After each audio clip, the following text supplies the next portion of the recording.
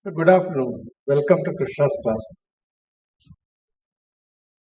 In the last few lectures, we were exploring the following problem. That is, for a given Fourier series, does it converge pointwise for functions in C? You have continuous functions.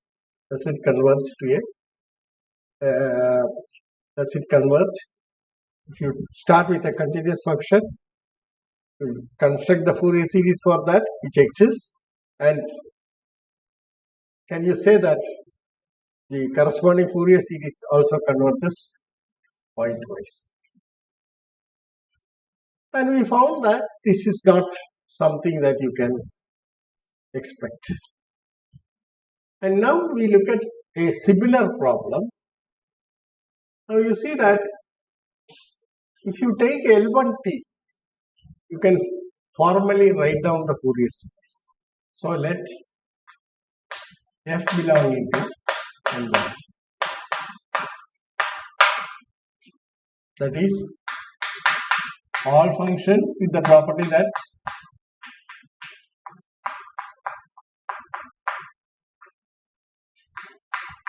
is finite.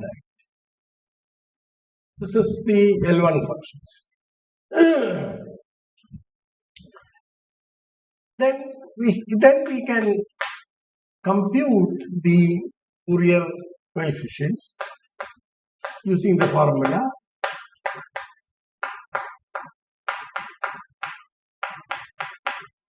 minus pi to pi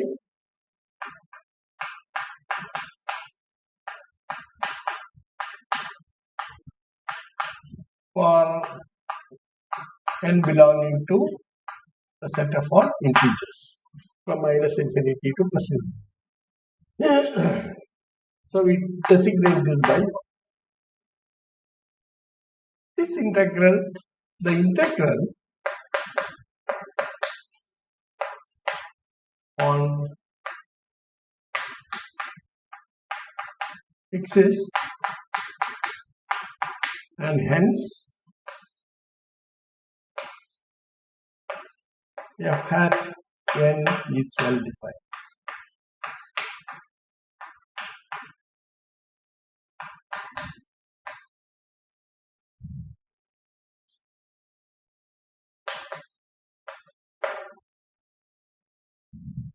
And you see that further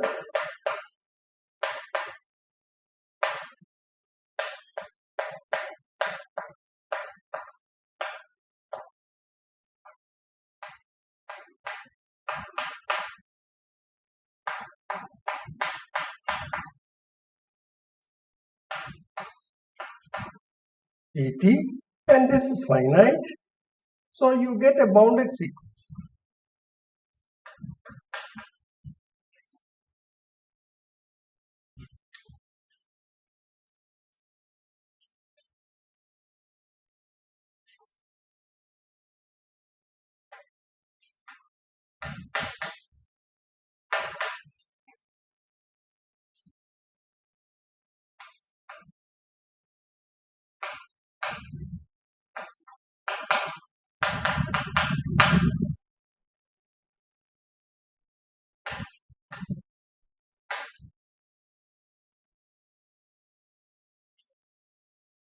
So you have now, what you have is this, you have a infinite sequence. Okay, so we are looking at the properties of this. Now what more you can say about f hat n? Can you draw further inferences on this f hat n, at least the behavior as n tends to infinity? Okay, so that's the question that we are asking. So we have the Fourier series. This is the Fourier series.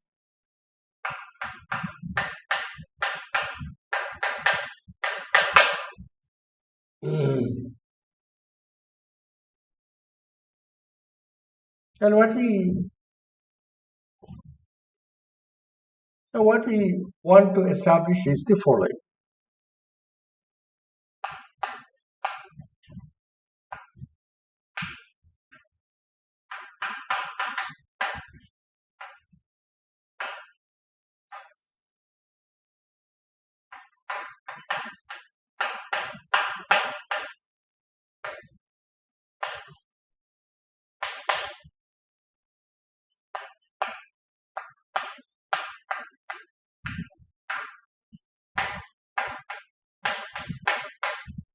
So that is the first thing that we want. So we know that they are finite.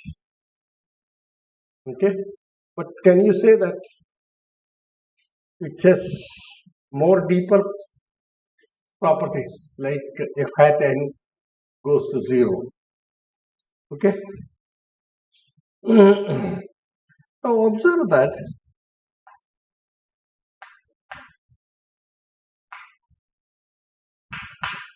CT, the space of all continuous functions on T,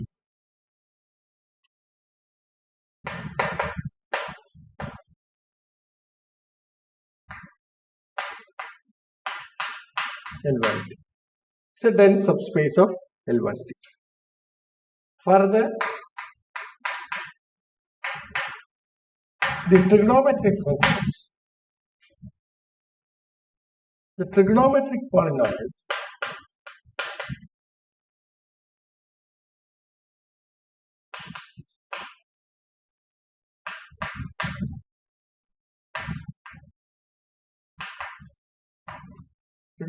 polynomials are sigma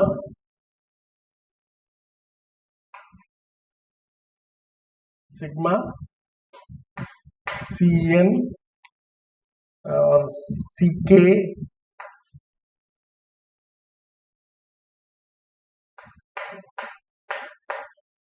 f hat or e to the power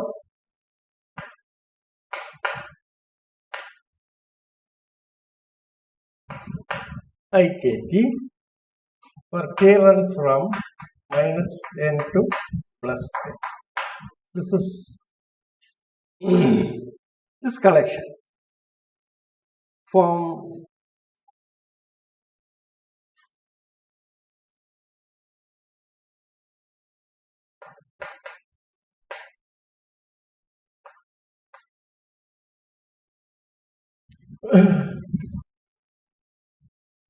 a dense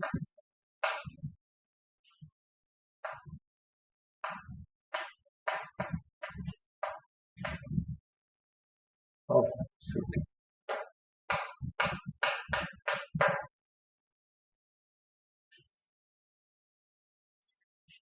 Okay, so we use this density of, see, there are two things here. CT is dense in L1. The trigonometric polynomials are dense in CT, and we combine the density property of these two steps of dense properties to prove the density of CT in L1T. So how do we prove this? So this means the following: for f belonging to CT and epsilon positive,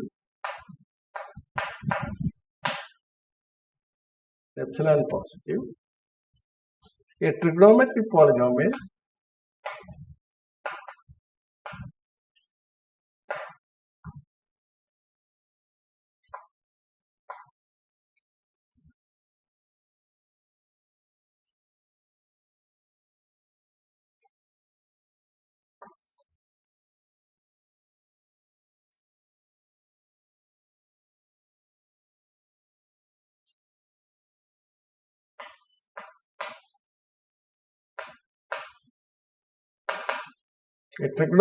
polynomial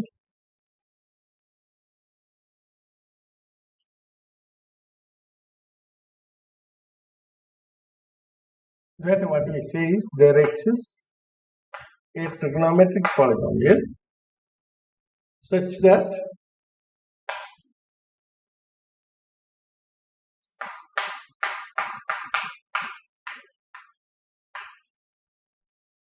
PT is, this is the form of PT,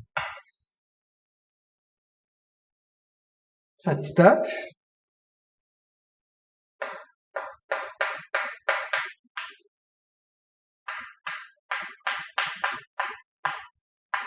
this is the next one for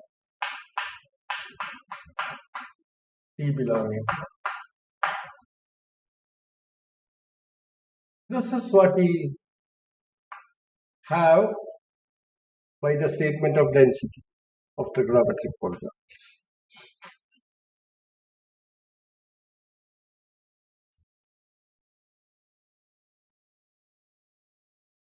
Now, if epsilon positive is given and f belonging to L1T, so you fix an f belonging to L1T and also choose an epsilon positive, then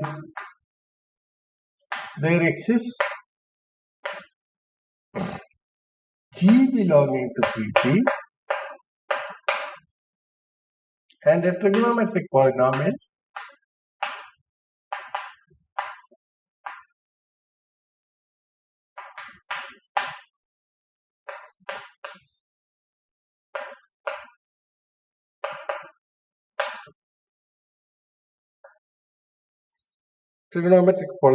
P such that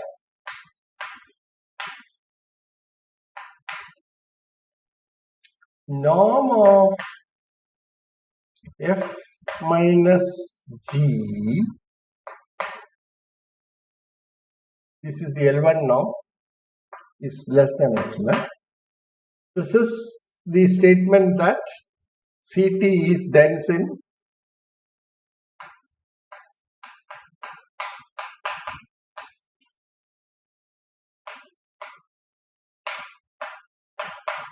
this is the statement of that. And G can be approximated in the sup norm by the trigonometric polynomials.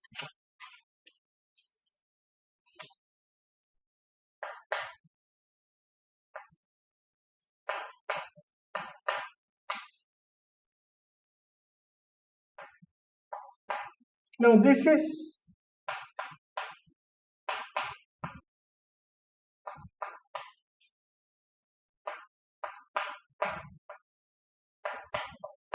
the definition that you have. So, f can be approximated in L1 by a G belonging to CT, and each G belonging to CT can be approximated by a trigonometric polynomial in the sup norm as closely as possible. So, given epsilon, we get two inequalities. So, designate this by 2, this by 2.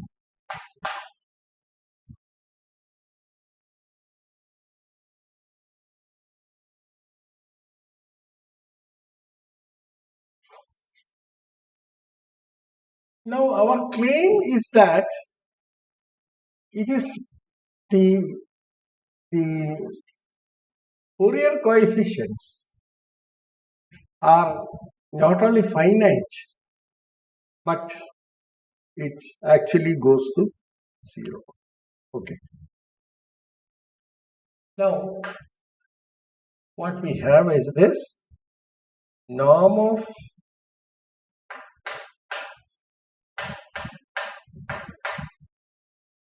is less than or equal to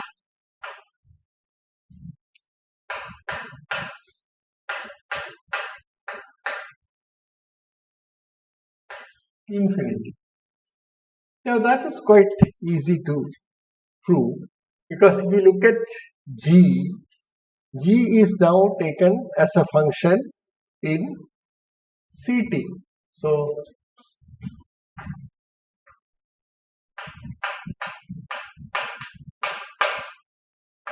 and P is of course in CT. So you can actually take the supremum of that, and since it is in CT, so and the interval is bounded. So you see, you are working on interval minus pi to pi, and whenever you write this,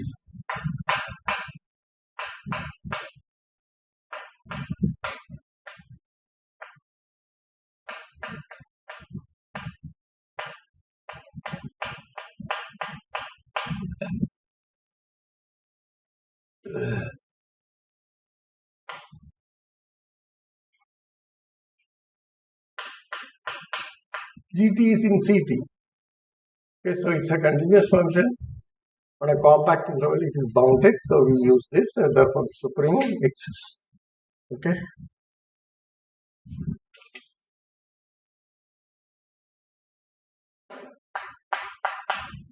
Hence, what we can prove is this. What follows immediately is this: f minus p 1 is less than or equal to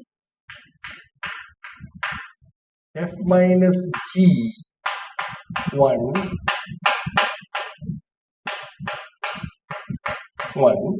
and this is less than or equal to, and this is epsilon plus norm of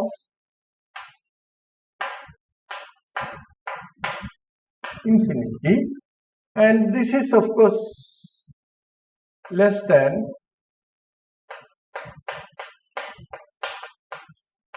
h. So this is what we shall designate this by 4. Okay, thus what we infer from this.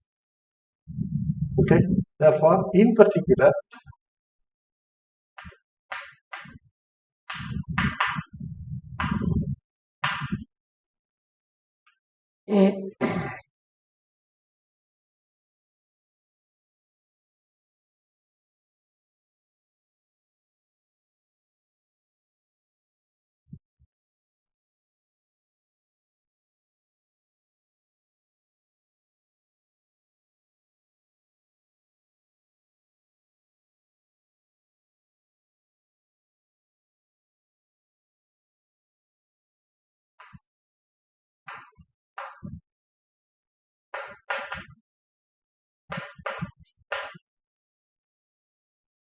for n large enough,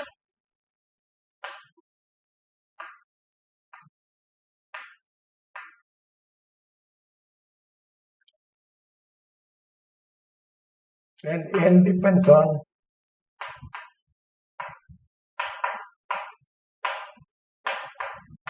depending on p, you have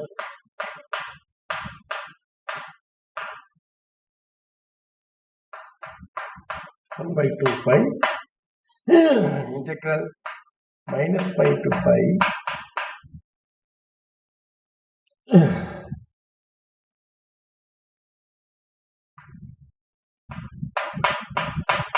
ft minus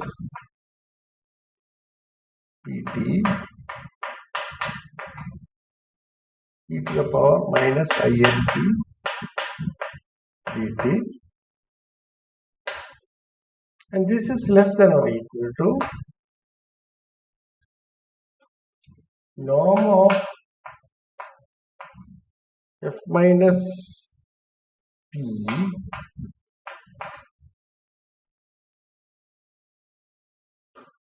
1 and which is less than 2. Therefore, we have proved that, so this is fine.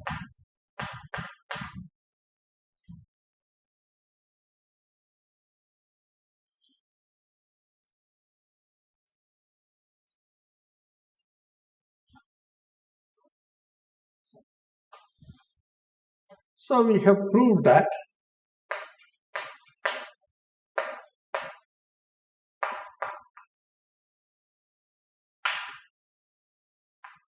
by choosing n sufficiently large,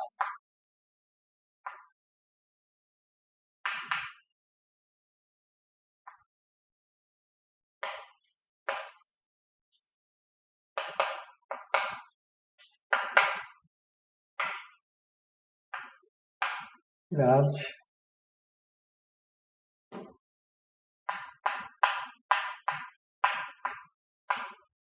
can be made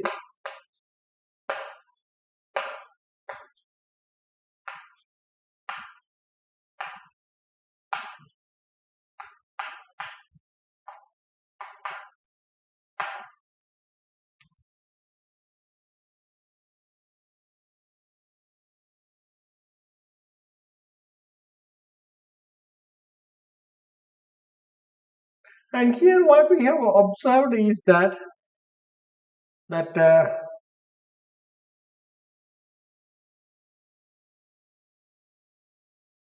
we have made use of the orthogonality. Okay, so you can you see that e to the power int, if you take e to the power int and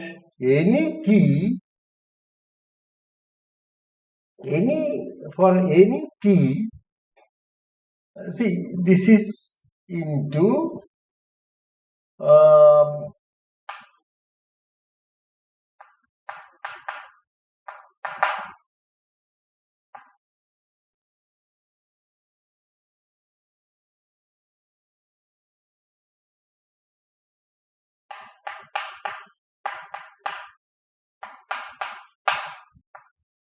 whenever n is not equal to that. This is the orthogonality. So you choose a particular n and you have a certain pt, okay, such that this integral is less than 2 epsilon. But if you choose n greater than the degree of pt, if you choose n as the degree of pt, then what you have is this. This part of the integral is 0, which is equal to f hat. Okay, so you choose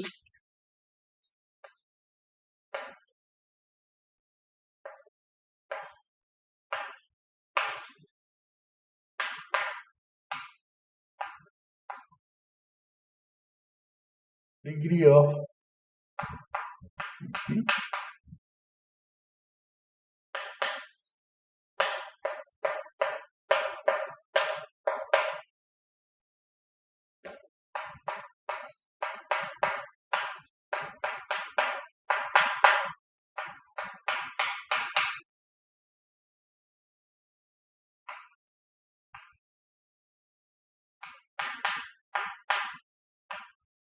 So I can just introduce this.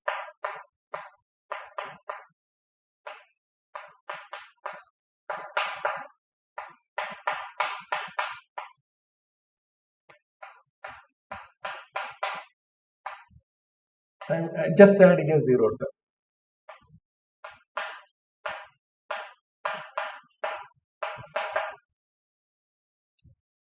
Okay, and this of course, now you see that. So using this you get this inequality, mod f hat n equal to, this implies 5. That's how you prove it. So you are using the orthogonality of the e to the power in.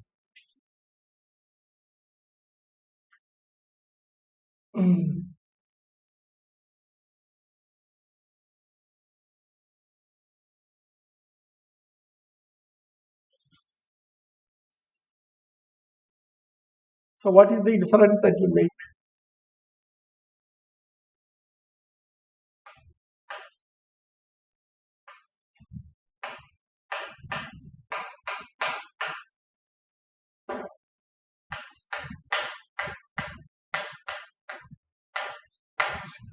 So that's the inference that you. And this is called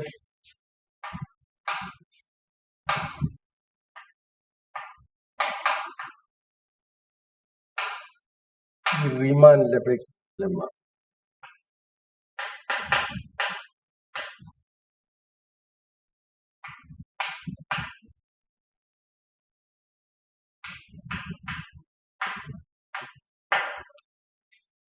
So this is what you have.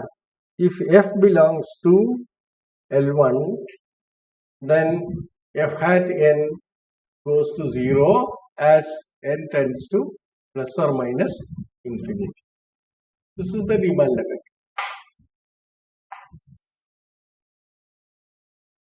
Now we ask the following question. Therefore, what do you have? Thus, we have the following.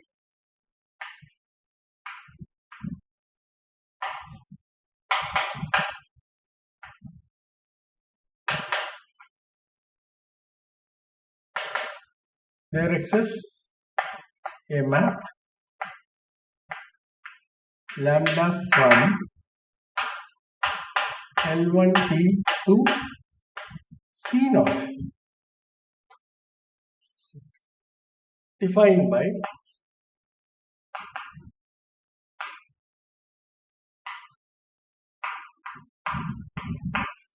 equal to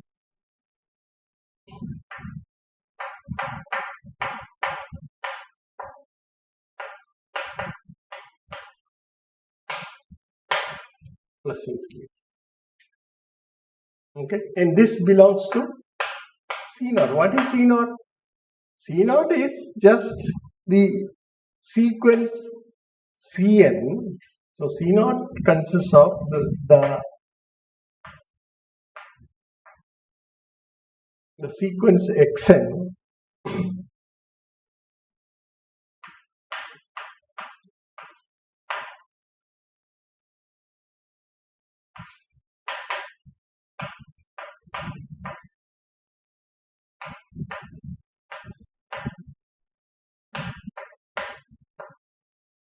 goes to 0. As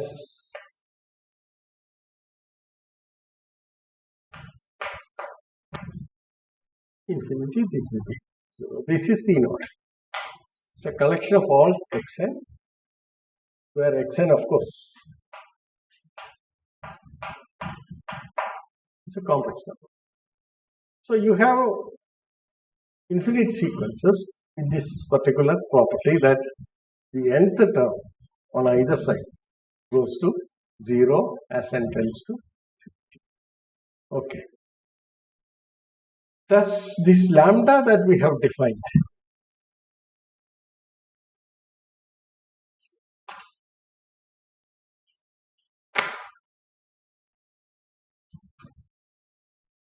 and you can explore the other properties of this, like say linear map, etc., etc.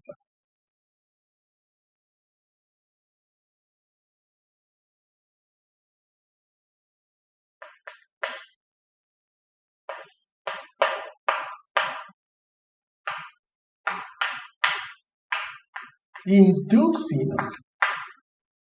This is an into map.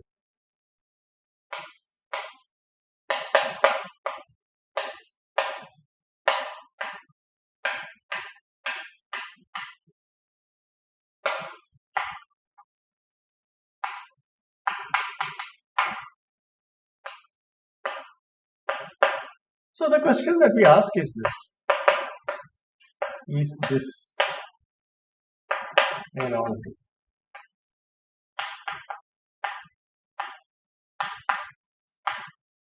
That's the question that we are going to look at. I mean, there is every reason to believe that it could be an onto map. It's a very plausible question that we are asking. Is it going to be an onto? So what we prove is that this map is not an onto. So our next investigation is this.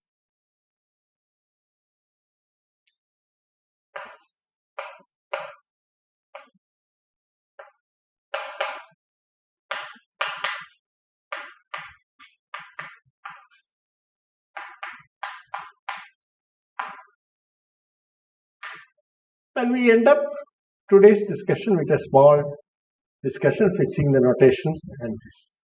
So let C0 be the space of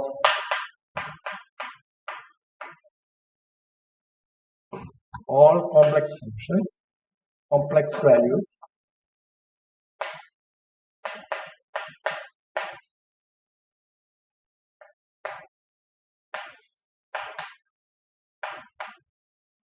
functions phi on z such that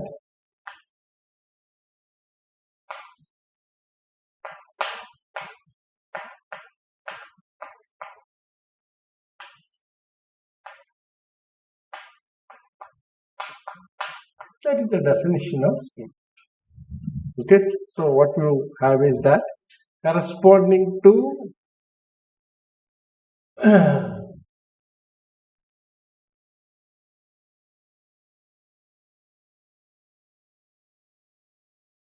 or this is C naught is the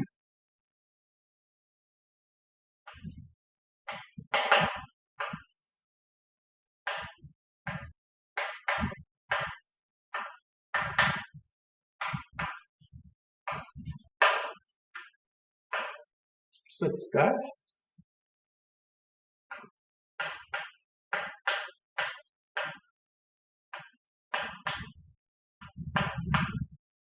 either way plus or minus that is the tail of the sequence goes to 0. So that's your C naught. Okay, now you can immediately see that C naught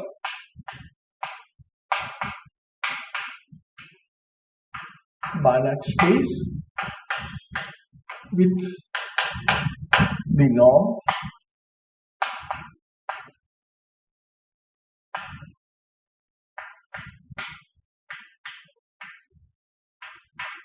equal to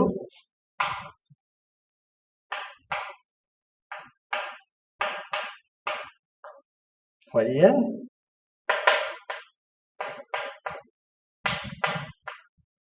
that means you take all these zns.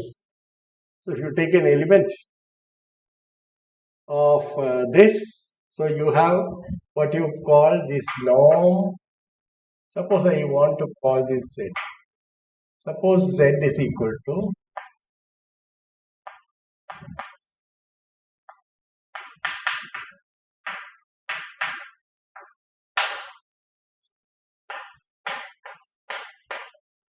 belonging to C naught.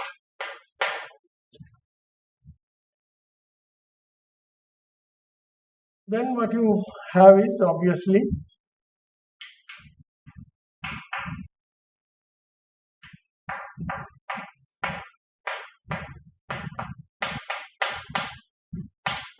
this property is there. Okay. Now for z we are defining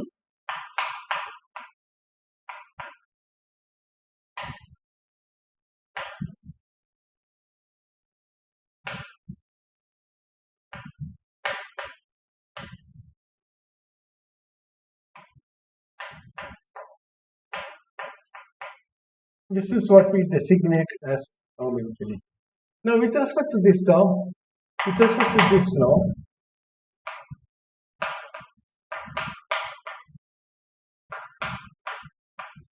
one can easily prove that this is a norm.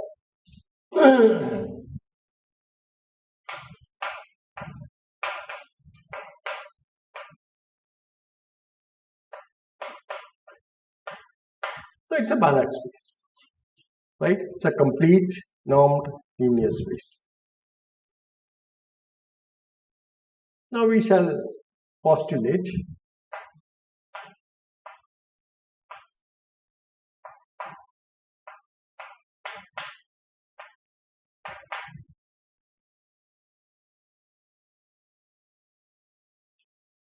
so you see this can be considered as a map from or this phi that we have defined is postulate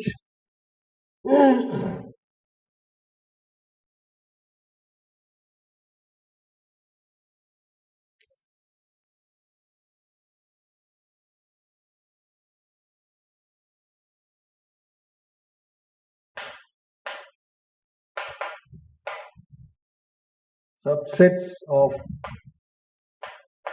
Z to be, or what we are doing is we are using a discrete metric on that. Okay, essentially, right? So all subsets of Z are open subsets. Therefore,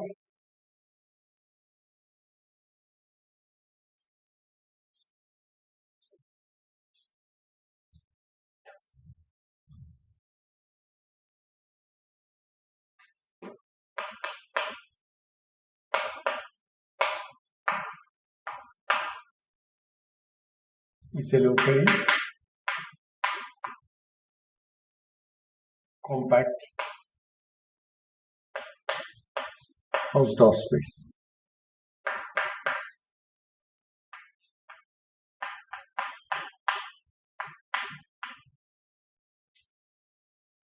Therefore, C naught can be considered as C naught. That means all functions. So this is all phi on from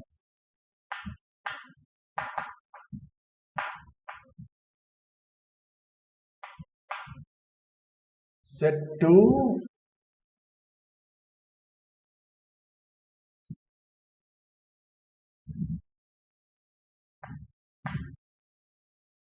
C naught is such that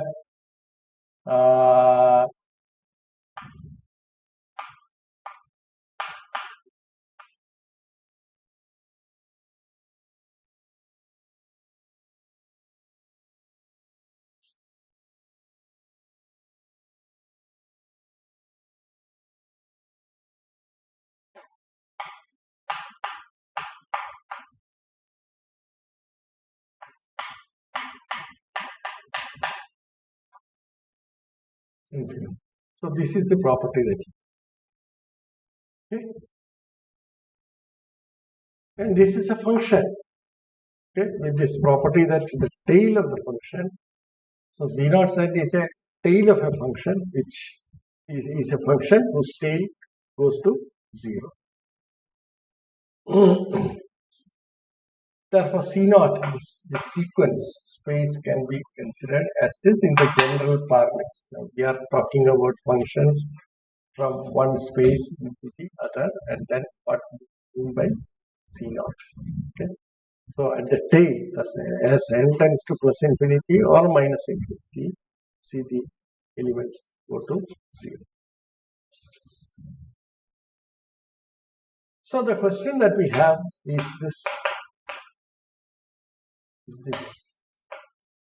Is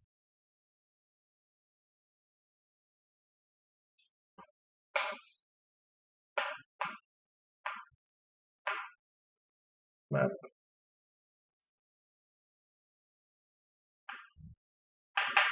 phi from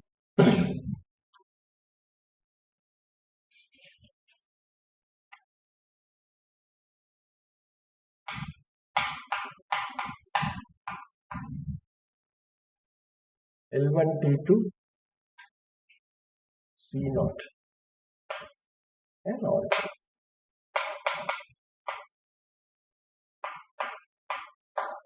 And what we prove is that this is not true. Okay, so I think I'll stop here. Next time I'll state the theorem and then give the. So it's a very short lecture, but if we start taking up the proof of this theorem, it may take some time. So then this would become a very large lecture. I mean, long lecture. And okay, thank you very much. So in the next lecture, I'll take up this question and try to prove this, that this is not true. That means there exist elements in C naught with the property that there is no corresponding f which gets mapped on.